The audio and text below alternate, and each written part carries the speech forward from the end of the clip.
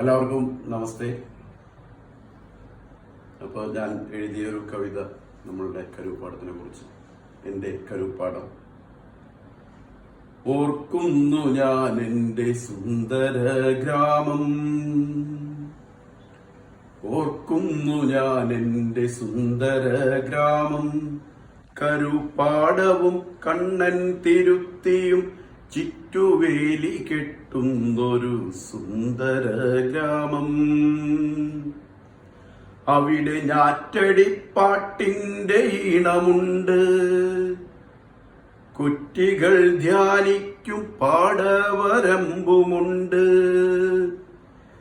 നെന്മണികൾക്കു കുടിനീരിനായി അത്തിച്ചാലുമുണ്ട്.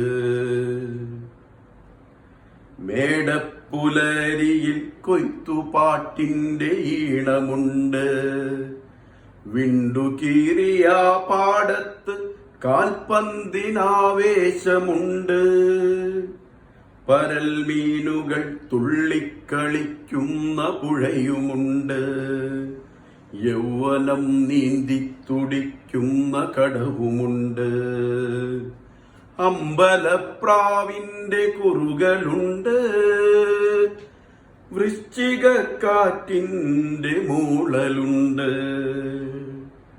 ചർക്കകൾ തിരിയുന്ന നെയ്ത്തുശാലയുണ്ട്, ആശാനും ബഷീറും രചിച്ചൊരു ഗ്രന്ഥശാലയുണ്ട്, ബാല്യങ്ങൾ പിച്ച വെച്ചിടുന്ന അങ്കണവാടിയുണ്ട്,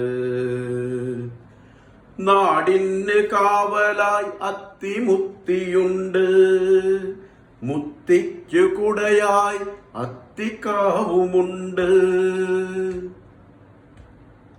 ഓർക്കുന്നു ഞാൻ എൻ്റെ സുന്ദര ഗ്രാമം,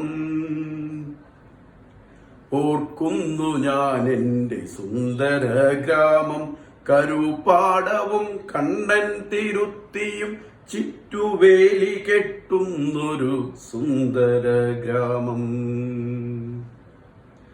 ഇന്നെന്റെ ഓർമ്മകൾ ഓർമ്മകൾ മാത്രമായി,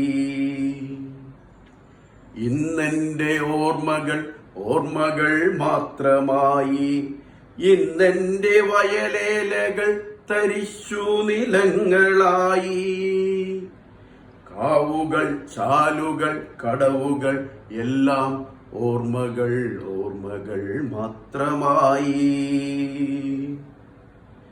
ഇന്നെന്റെ ഓർമ്മകൾ ഓർമ്മകൾ മാത്രമായി.